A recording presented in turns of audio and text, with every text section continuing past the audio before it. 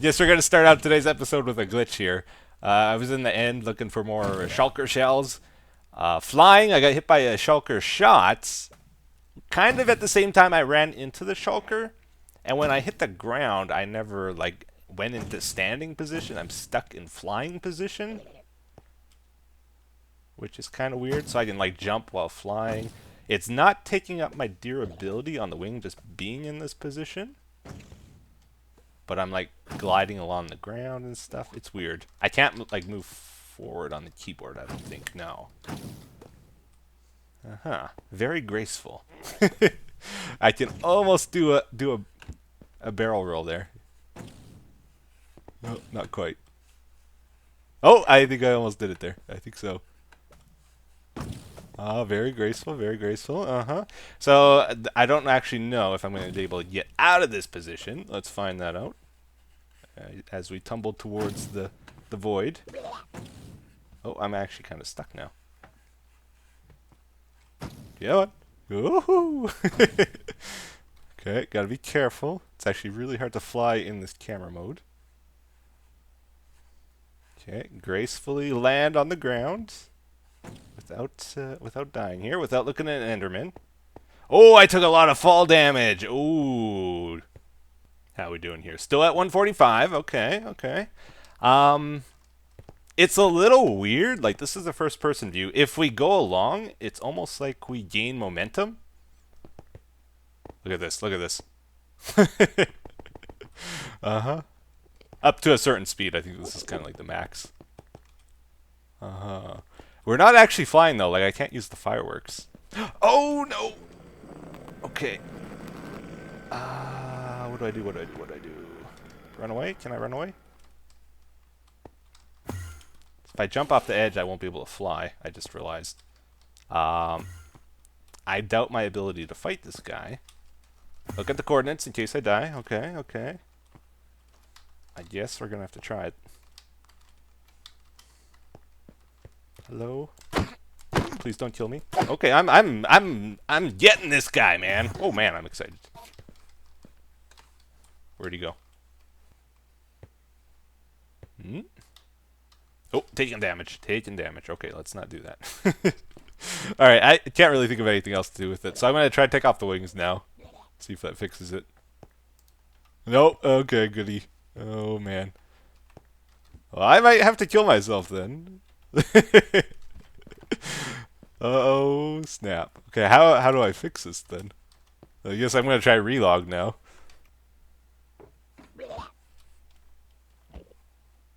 Wait. No, I'm on the ground. Okay. Everything's fine.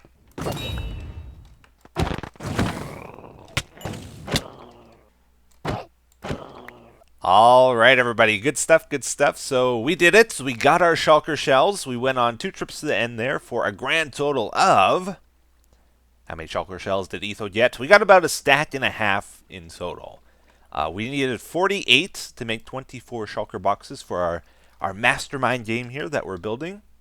And now we got a really cool code generation system. Oh, yeah. So since last episode, I worked on 2 major components to our game here. I'll just show you those real quick. So the first one, we were working on the code generator here. And now we can actually see it working. So check this out. Press the button. Breaks the old code. Generates a new one. We got green, green, red, purple. Oh, yeah. Go again. Green. Oh, that's not orange. That's yellow. Red, orange. Uh-oh. I don't think I'm colorblind. Blue, green, blue, purple. So you see it's working pretty good. Got a nice little code generator here. I think using shulker boxes was a pretty good idea. Look at that. Green, green, green, orange. Man, 3 greens. What are the odds? So it's really important when we do this that all 6 colors are in the dispensers here and that they don't jump between dispensers. They have to stay separate. That's what we were using the trap doors for, to create a wall like we looked into last episode. So if we look in the dispenser here, you see all 6 were in here before it shot out the one it chose. So it's choosing a totally random code, which is important. Aha. So basically, this goes up to some pistons over here. This is part of the shutter. So at the start of the game, we're going to move that button there to probably the platform. And we're going to press that to start the game. And that's going to first make some pistons come down. You see it's closed right now. That'll close the shutter there so we can't see what the code is. Right now it's just alternating. If we press it again, it'll be open so you can actually see the code there. So that closes at the start of the game, and then it also activates this line of pistons, which breaks the shulker boxes. Those fall into a set of hoppers that needs to be unlocked, so that sends power over here to over here, and there's some hoppers underneath. So it unlocks the hoppers so they can pick up the shulker boxes, and then those go into the dropper. And then we also have to send power to the line down here, which makes the shulker boxes shoot from the dropper up to the dispenser here, and then we activate another line up here to shoot the shulker boxes out of the dispenser to generate a new code. So there's actually a lot of stuff going on with this little bit over here. Oh yeah, and check this out. I thought this was kind of weird or interesting. If you have a trap door like this and you go to open the shulker box, you can't, like I'm right-clicking, you can't open it. This is in the way, which makes sense. You flip it, and then you can, because it's out of the way. That also makes sense, right? Thought that was kind of cool. But, like, not everything does that. Like, if we have sand on a trap door like that, and then you flip it down, it doesn't fall, even if you update it, right? I don't know. I thought that was kind of weird, kind of cool. Anyways, this does one other thing. But wait, there's more. If you order now... No, so we have one extra function here. We want to be able to store items in the shulker boxes. These are going to have the concrete powder in. So a yellow shulker box will have yellow concrete powder. Blue will have blue. Green will have green concrete powder. So on and so forth, right? The hoppers are locked so that the items don't flow out of here. But every time we enter an input in our game, we want to refresh the code downstairs at the ice there so that it doesn't despawn on us, because we were worried about that. If we press this button, it allows one item to flow from the shulker boxes out of there, and then we're going to send that to the ice, and that's how we're going to refresh the code. Yeah, you know, we're going to do it, guys. It's happening here, right? I'm going to be dead serious with you right now. You like that long pause there? That was to build suspense. Let me tell you something, guys. Some of you were probably dozing off already. Oh, you might have even had an eye roll in there. Oh, I can't believe Etho's doing redstone again. Eye roll. Next video. Oh, let me tell you something. You might not like redstone, but you will appreciate my redstone here. I spent hours on this, right? Hours. Even if you don't like it. Tell me you appreciate it. Because let me tell you something. I'm no dummy. I know how YouTube works, guys. I know. I should be making 5-minute videos or less on a wide range of obscure topics and then, like, dumb down the information. Spoon feed it to you. There's this game called Minecraft. It has redstone in it. Redstone turns on and off. Then title the video, I can't believe this redstone project exists. Don't tell you what it is, though. Not in the title. No, you have to click the video to see what it's about, right? And then I have a thumbnail with my Kakashi character here, with his jaw dropped through the mask, eyes popping out of his skull here, in surprise, amazement at the unbelievable redstone projects. And like a question mark in the Shringan eye, or however you say it.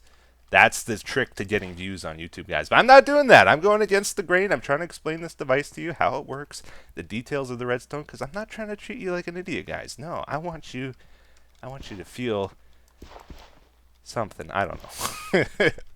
Where am I going with this? I should have thought this through.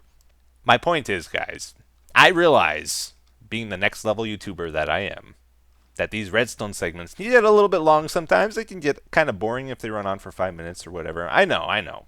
So when I have to do that, when we have a long redstone segment, I need to break them up with some random something to get you re-engaged, revitalized, for the next redstone segment. Are you guys ready?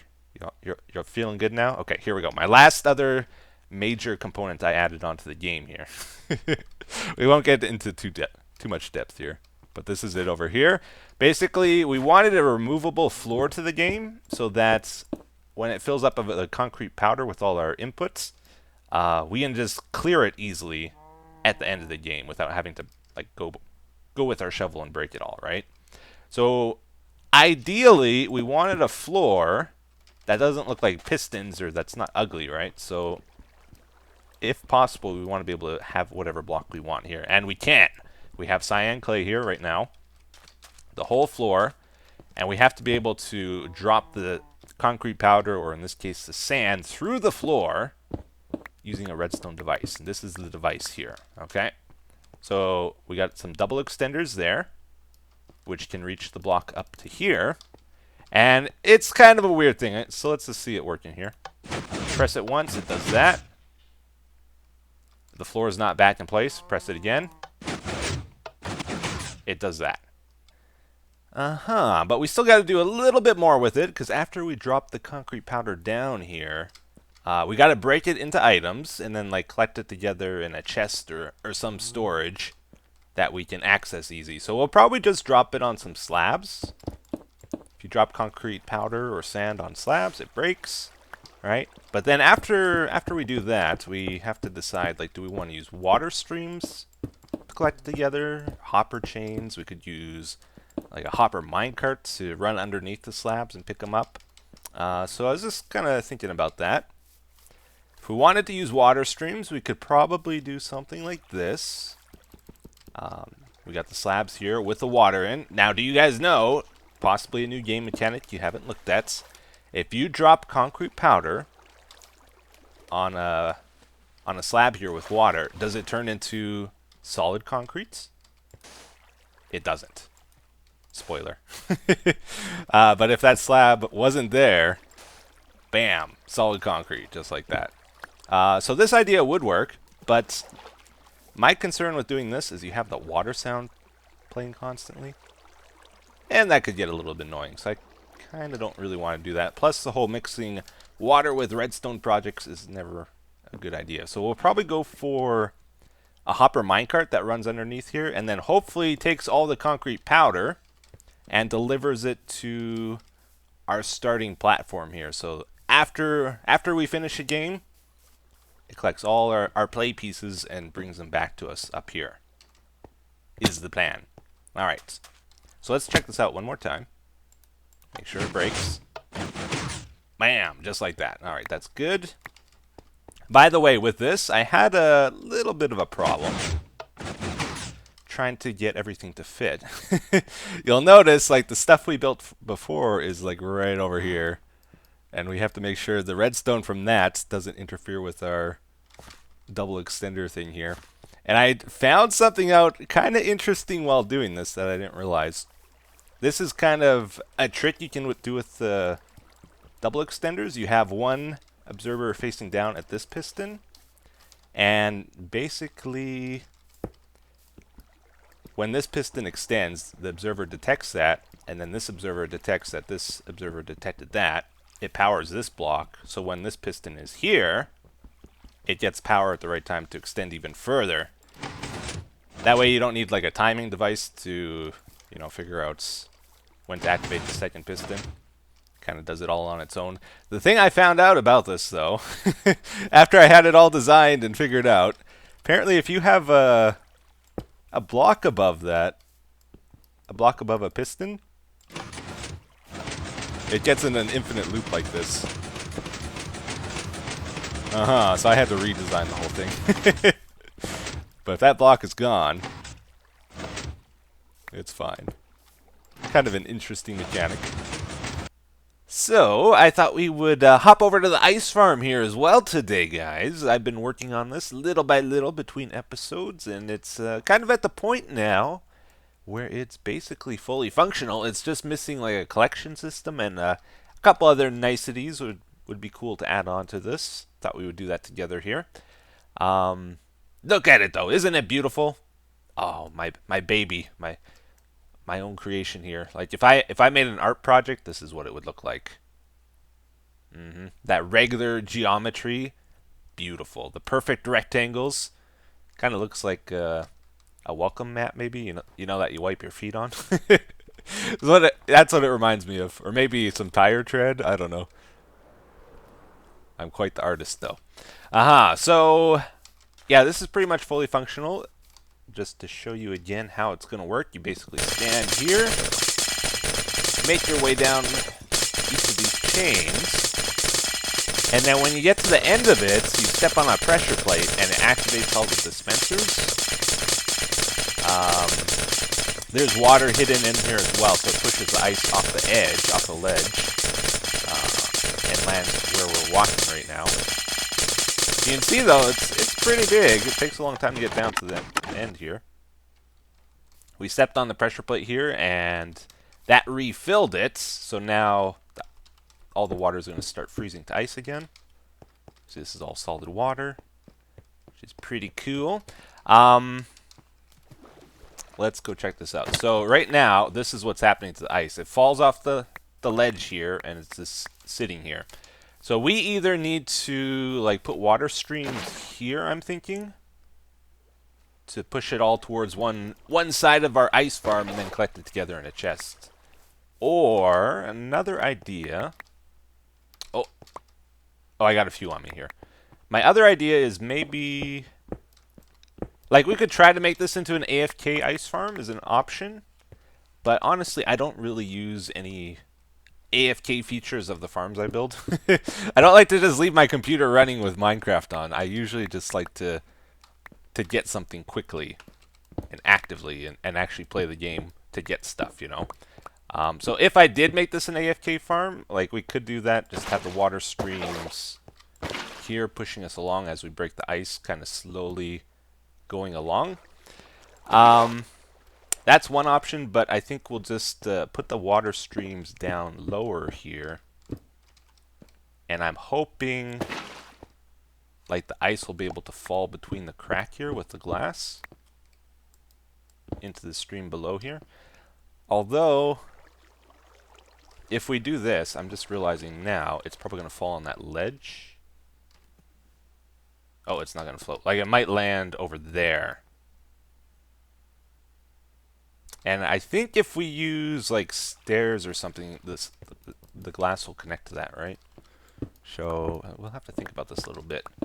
I'm sure there's a way, though.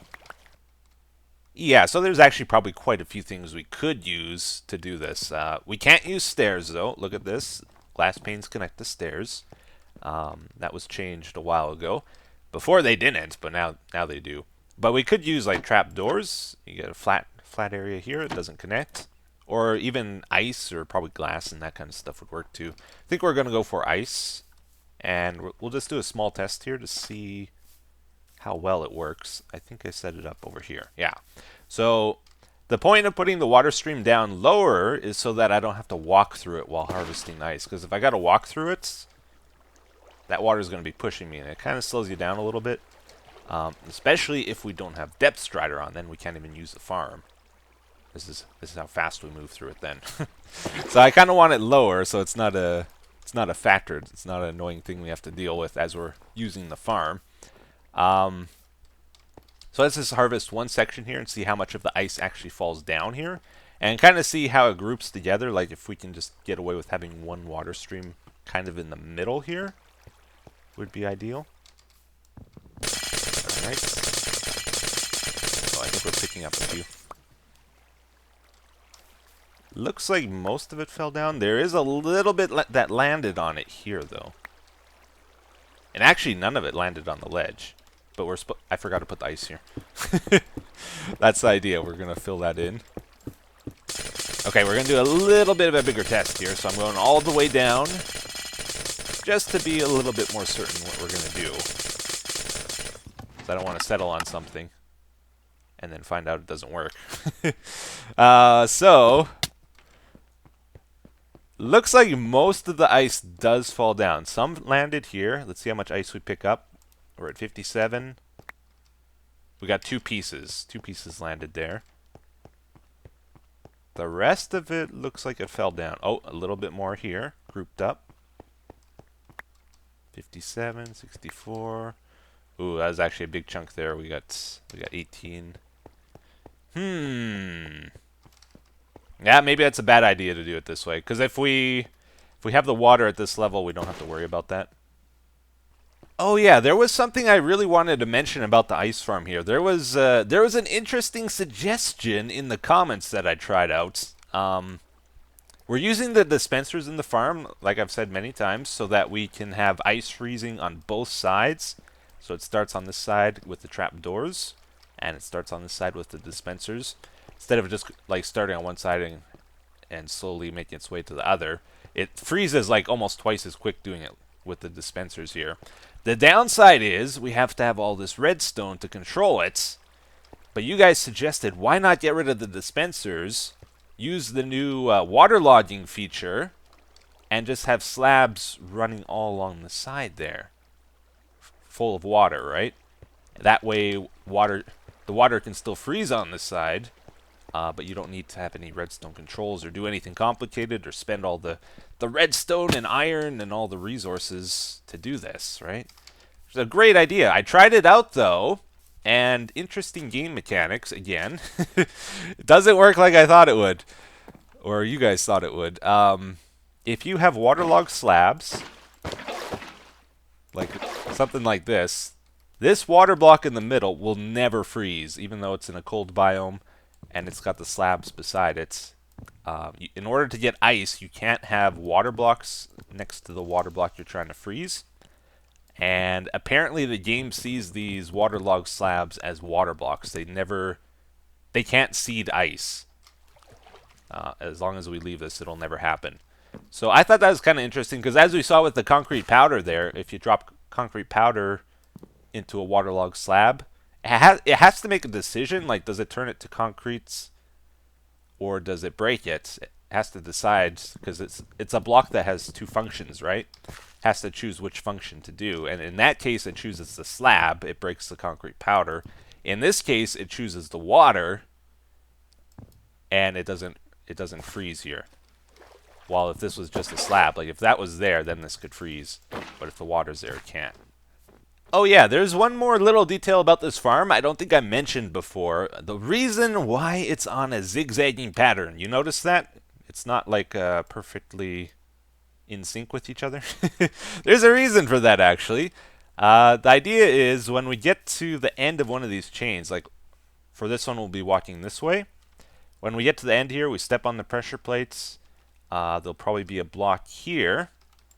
Stop us from walking any further to the left. But then we gotta change directions here. We gotta go forward to the next section. We don't ever want to move our mouse cursor while using this farm. So we move forward and then we start walking right, and that's how we get to the next section. You get it? So we walk left, forward, and then walk right.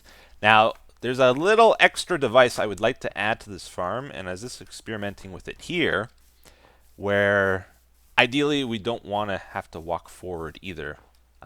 We're going to try to get a slime block launcher mixed into that. So let's say we're walking left, we get to the end of the section, and then it pushes us forward, and then we start walking right. So hopefully we never have to press the up button on our keyboard, just left and right to zigzag through the thing. Make it a little bit nicer if we can pull that off.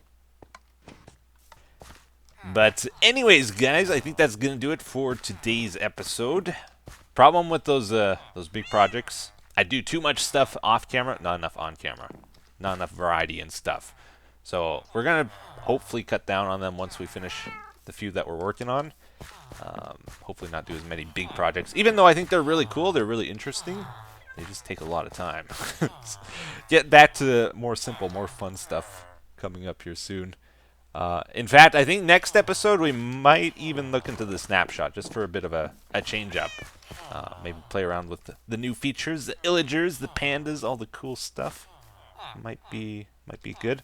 Unless there's some reason I shouldn't update, let me know in the comments if you guys know anything that might be missing.